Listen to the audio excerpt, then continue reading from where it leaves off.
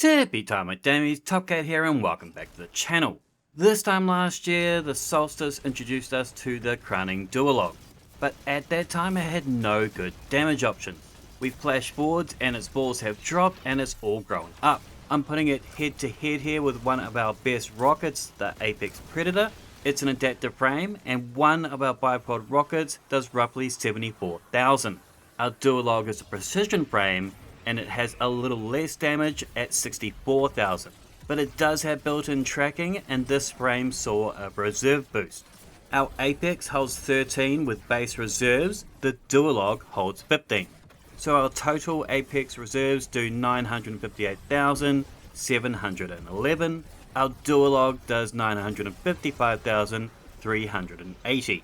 Now both of these rockets can roll reconstruction to put 4 in the mag. However, it's Grave Robber that will make this rocket shine.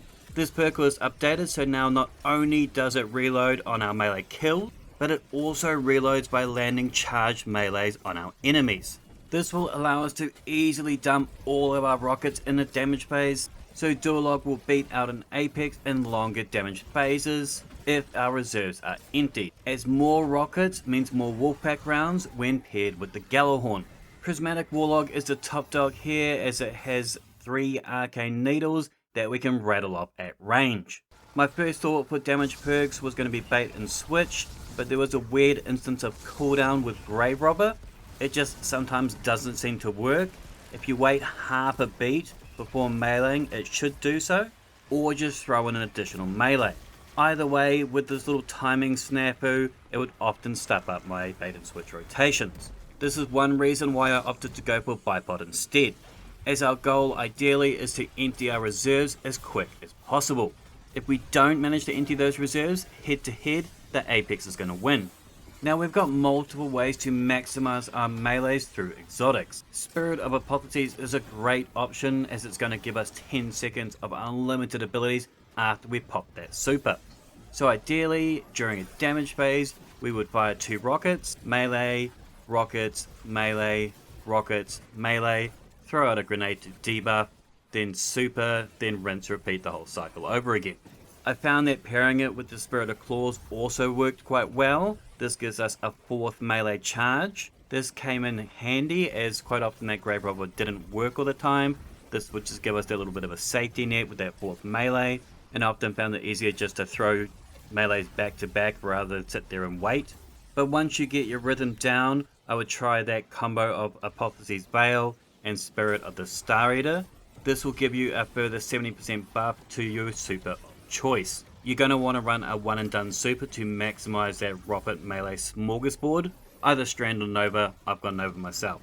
I used the Claws Apotheosis combo here, and by comparison it beat out several Nighthawk comboed with Apex Predators, and a Nova Warlock using Two-Tailed Fox with that faceted command to shoot off reserves without the need of a reload. If though in a run and gun situation like a Nightfall, the Metadoxia is a great option. When targets are damaged by their arcane needles, they emit suspending detonations when defeated, and when landing multiple needles on that same target we trigger a larger detonation. Additionally, when defeating suspended targets we are granted melee energy, and these needles can one bang a barrier champ shield at Grandmaster level. Our best method though to making sure that we've always got melees to spam out is to have Transcendent Energy always ready to go. So pair your favorite kinetic weapon with Facet of Grace. This will supercharge both our light and dark prismatic bars. Mine is Kvostov.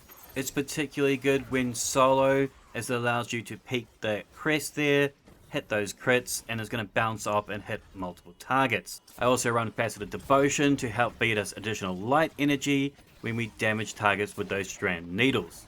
We can have our Transcendence back in as little as 15 seconds with this. This Metadoxia combo is great when champs are involved, as our needles can both suspend unstops, pierce anti-barrier shields, and our Warlock Transcendence grenades suppress, so overloads are done burgers. This allows us to pretty much run whatever weapon loadout we want. We pair Facet of Courage with our Nova Bomb. This increases our Void, Arc, and Solar abilities if a target is affected by a Darkness debuff. This build has about as much melees as Japan has rice, so every target is severed with ease.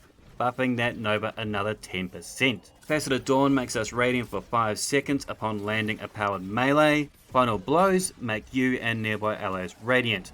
This is going to buff our rocket damage by another 25%. And using our Vortex Grenade paired with the Faceted Dominance, we can debuff our monsters by another 15%. Feel free to pause here for all my mods, armor stats, fragments and artifacts, but there will be a dim link in the description down below. Feel free to run aspects of your choosing. All we really want with this build here at the core is that crowning Duologue with our Grave Robber, Arcane Needles and Faceted Grace, and a solid kinetic primary, and you'll be stomping out all those foes, be it a Nightfall, dungeon or raid. But I would love to hear your thoughts in the comments down below. I'm looking for a great special weapon in that energy slot that rolls with Grave Robber, so shout out if you got some options. Make sure to thumb it if you dug it, sub if you're new, and as always, tippy tie my damies, what a tie.